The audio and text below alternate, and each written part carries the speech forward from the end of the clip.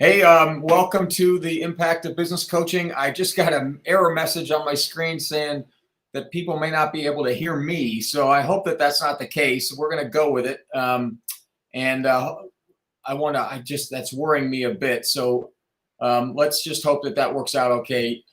Welcome again to the broadcast. We do this broadcast because we are big fans of business coaches throughout the world.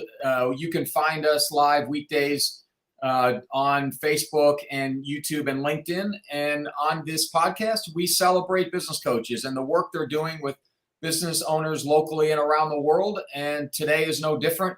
We're honored to have our guest, Jaap Siekman, and he is been a business coach, and we're delighted to talk to him today. Jaap, how are you doing? I'm awesome. Thank you so much, Scott, and thanks for having me. Oh, no problem. Hey, if you could, would love to start with you telling us about yourself, a little bit about your background, where you're from, and all that. I know we'll get into how you got into business coaching, but yeah, a little bit personally about you would be great. Yeah, right on.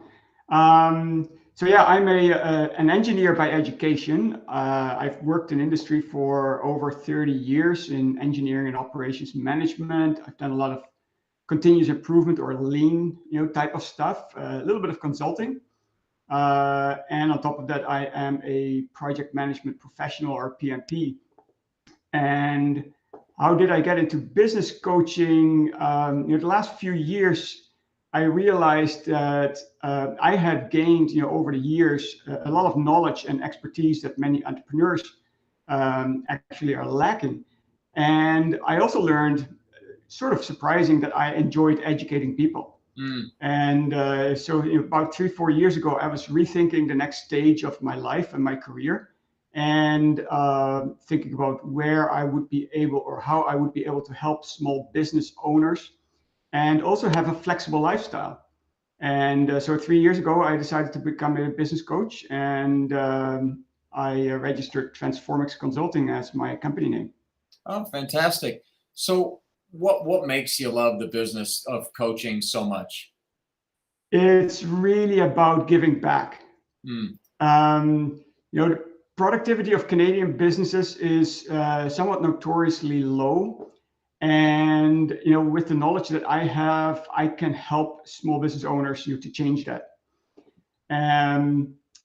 And at the same time, I want owners and their employees to be happy in their job, do a good job as well. And as a coach, I can help that. But then there's a second part to that, and that is that I'm also a volunteer advisor with CESO, which is the Canadian Executive Service Organization. And CESO is supported by the Canadian government. We help build capacity in areas like business and governance in developing countries, and also with the Canadian First Nations. So the last 2 years, for example, I've worked with a women's co-op in the Philippines, 2 indigenous businesses in Canada. Currently, I'm still involved with a lady in Kenya who grows trees from seeds and then sells those to farmers and to institutions. Now, unfortunately, because of the pandemic, my assignments have been online, but travel is going to start again in the fall. And so I hope to go to either the Philippines or Africa or so. And when you have a job, an 8 to 9 or an 8 to 5 job, you cannot really do this.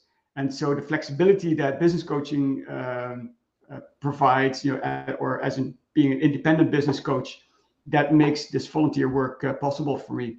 And so that's another part of the big why for why I am a business coach. Yeah, well, that's great. So your approach to business coaching, do you work with a certain type of business owner, and tell us a little bit about that? Good question. To some degree, I'm agnostic, to the type of business. I'm not going into a business to work on, the trade, the thing that the business does. I'm going there as a business coach, and I work on the business, and the business problems are generally the same for any type of business. But having said that, my background is in manufacturing and construction, and so that's definitely where my forte is. I speak the language, I understand what they're saying, so that's definitely where my strength is. Well, that's pretty cool. So everybody loves stories. We do this a lot on the podcast. Is there an interesting story where you were with a client, you faced a situation, or anything like that that you could share with us that would help us understand how you kind of approach business coaching?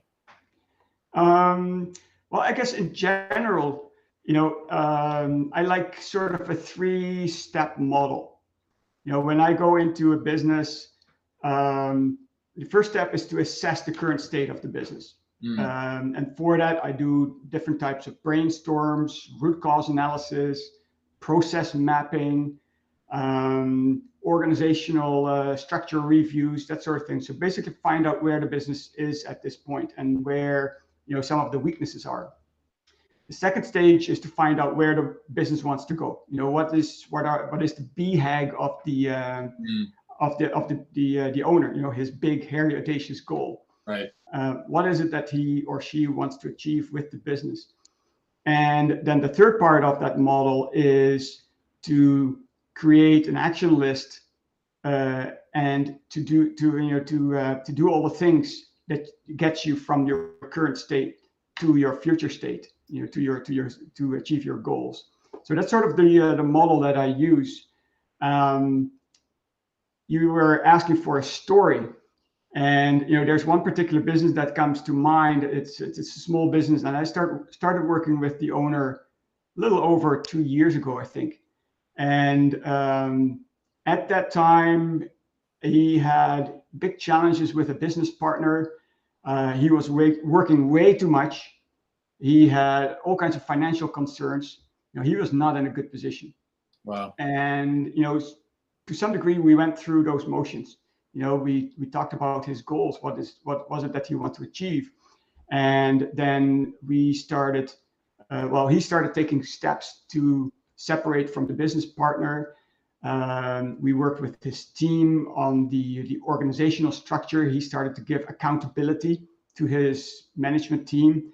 We did a bunch of work on his operational processes, his work processes, and the owner is now ecstatic. Wow. We talk every 2 weeks for 1 hour. That's more or less what we have been doing for 2 years. He's just ecstatic. His management team is running the business for him.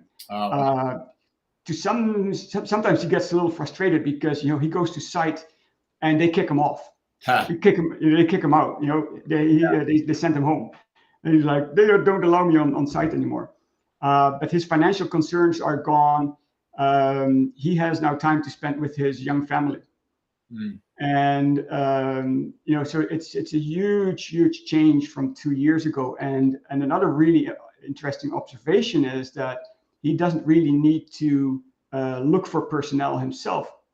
His staff are so happy working at his place that they are bringing in friends and former colleagues and everything.